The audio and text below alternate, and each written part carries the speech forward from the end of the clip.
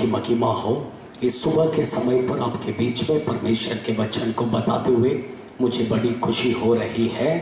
आज के दिन विशेष कर मैं प्रभु भोज के बारे में, कम्युनियन के बारे में मैं आपके बीच में बताना चाहता हूँ, क्योंकि इस लॉकडाउन के पीरियड में आज बहुत सारा कम्युनियन के बारे में बहुत सारा प्रॉब्लम्स चल रहा है। कई लोग लाइव में कम्युनियन चला रहे हैं, कम्युनियन का आराधना। कई लोग अपने घर में अपने परिवार के साथ कम्युनियन कर रहे हैं, प्रभु भोज मना रहे हैं। लेकिन आज इसलिए इस विषय में परमेश्वर के वचन के द्वारा कुछ बातों को आपको बताना चाहता हूँ। हम ले लेंगे यूहन्ना की किताब, उसका 6वां अध्याय 54, 55, 56, 57, ये सब वचन अगर आप पढ़कर देखेंगे तो यहाँ पर लिखा है कि जो मेरा मांस खाता और मेरा लहू पीता है, अनंत जीवन उसी का है, और मैं उसे अंतिम दिन फिर जिला उठाऊंगा। देखिए, इसमें लिखा है कि जो प्रभु भोज कम्युनियन में भाग लेता है, अनंत काल का जीवन उसी का है। जो प्रभु भोज में भाग लेता है, उसका मतलब वही अनंत काल का जीवन में प्रवेश कर सकता है। जो नहीं भाग लेता है, वो अनंत काल का जीवन को नहीं पा सकता है। तो प्रभु भोज और अनंत काल का जीवन के बीच में बहुत संबंध है। और भी आगे देखिए, अच्छा ध्यान से, जो मेरा मांस खाता और मेरा लहू पीता, अनंत जीवन उसी का। क्योंकि मेरा मांस वास्तव में खाने की वस्तु है, मेरा लहू वास्तव में पीने की वस्तु है। जो मेरा मांस खाता और मेरा लहू पीता है, वह मुझ में स्थिर बना रहता है। उसका मतलब देखिए, आप जब प्रभु भोज में भाग लेते हैं, आप जब कम्युनियन में भाग लेते हैं, तो आप प्रभु में स्थिर रहते हैं। आप प्रभु में है कर वो दर्शाता है। और भी देखिए 57 में, जैसा जीवते पिता ने मुझे भेजा और मैं पिता के कारण जीवित हूं, वैसा ही वह भी जो मुझे खाएगा मेरे कारण जीवित रहेगा। देखिए, वो प्रभु भोज में भाग लेने से हमारे अंदर जीवन आता है। जो प्रभु भोज में भाग नहीं लेता है तो उसके अंदर क्या नहीं है? जीवन नहीं है। वही 53 में दिया है, अच्छा से पढ़ लीजिए। लेकिन आज प्रॉब्लम यह है कि अब ये लॉकडाउन में क्या कर रहे, बहुत से लोग कम्युनियन मना रहे हैं। क्योंकि देखिए, इसके बारे में मुझे बताना बहुत जरूरी है। आज हम वचन में से देखेंगे कि ये गलत है क्या, ये सही है। प्रभु भोज में देखिए, एक आशीष नहीं, बहुत सारा आशीष उसके अंदर क्या है, छिपा है। लेकिन प्रेरित पौलुस, देखिए, पहला कुरिन्थी के किताब 11वां अध्याय 20वां वचन पढ़कर देख सकते हैं, या 33 में पढ़कर देख सकते हैं। इसमें लिखा है कि प्रभु भोज, देखिए, जब कलीसिया इकट्ठा होता है, उस समय पर प्रभु भोज क्या करना है, मनाना है। देखिए, मैं आपको पहले पॉइंट कहता हूं, पर जब कलीसिया इकट्ठा नहीं हो रहा है तो प्रभु भोज का क्या जरूरी है? प्रभु भोज का क्या जरूरी है? वचन में लिखा है कि कलीसिया जब इकट्ठा होता है, उसी समय पर सब लोग मिलकर क्या करना, प्रभु भोज मनाना है करके लिखा है। आज कलीसिया इकट्ठा नहीं हो रहा है तो लाइव में चलाने का क्या जरूरी है? आपके घर में प्रभु भोज करो करके कहने का क्या जरूरी है? और भी मैं आपको बताता हूं।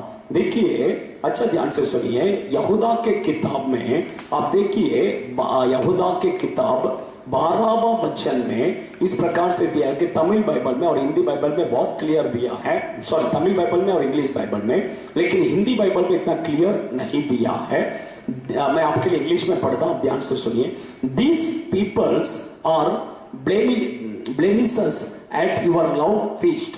देखिए, eating with you without a slightest qualm, shepherd who feed only themselves, they are cloud without rain.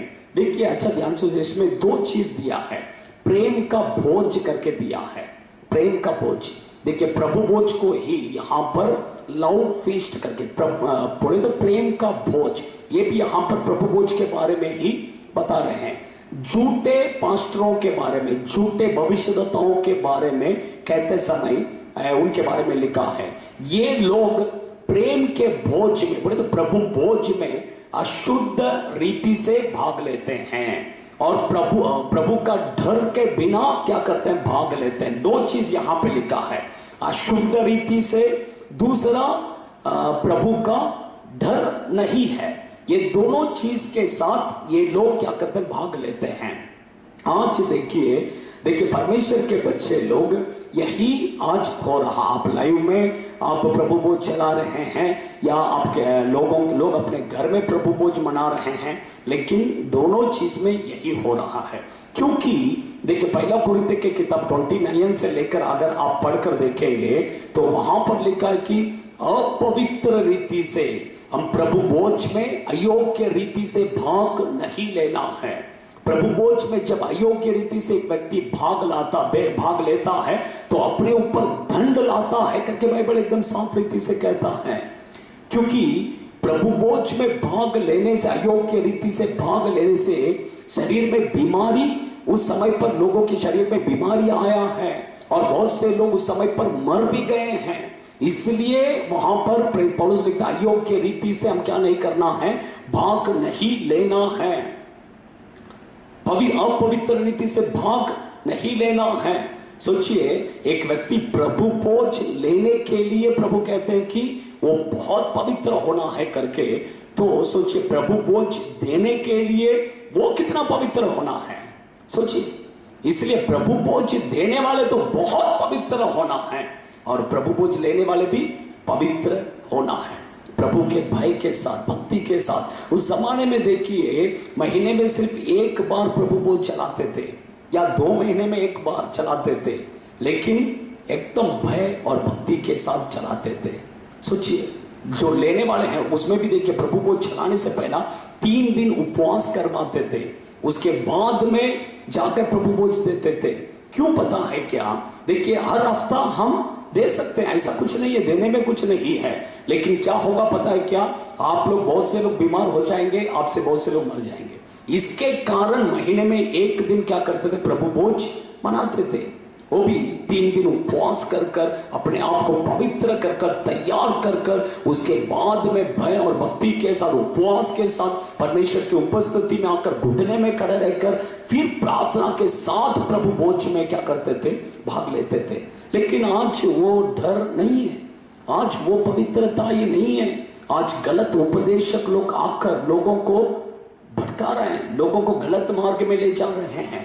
देखिए ऐसा कुछ नहीं, आप 2 महीना 3 महीना अगर अभी कलीसिया इकट्ठा होता है, कलीसिया में प्रभु भोज है, आपने उसमें भाग नहीं तो गलत है। अगर कलीसिया जब इकट्ठा नहीं हो रहा है तो कलीसिया प्रभु भोज को इतना इंपॉर्टेंट देने का क्या जरूरत है? ऐसा कुछ जरूरी नहीं है। जब कलीसिया इकट्ठा होगा तब हम प्रभु भोज क्या कर सकते हैं, बना सकते हैं। इसलिए आज देखिए ये गलत उपदेशों के बीच में आप मत जाइए, क्योंकि वचन कहता है कि अंतिम दिनों में ऐसा गलत उपदेशक लोग, बहुत से लोग आकर बहुत परमेश्वर के चुने हुए लोगों को भी धोखा दे देंगे। इसलिए आप धोखा मत खाइए, वचन को अच्छा से जानकारी के साथ, प्रार्थना के साथ, जब आपका कलीसिया इकट्ठा होगा उस समय पर आप प्रभु भोज में भाग लीजिए, ये आपके लिए बहुत आशीषित रहेगा। God bless you. आइए प्रार्थना करें। स्वर्गीय पिता, हम आपको धन्यवाद करते हैं, हम आपकी स्तुति करते हैं, हम आपकी महिमा करते हैं। आज आपके बच्चों को ये सत्य वचन को बताने के लिए सहायता किया परमेश्वर। आपके बच्चे लोग जब कलीसिया इकट्ठा होगा उस समय पर ये सत्य वचन के अनुसार प्रभु भोज में भाग लेने के लिए मदद कीजिए, आशीष कीजिए, यीशु के नाम से आमीन। God bless you.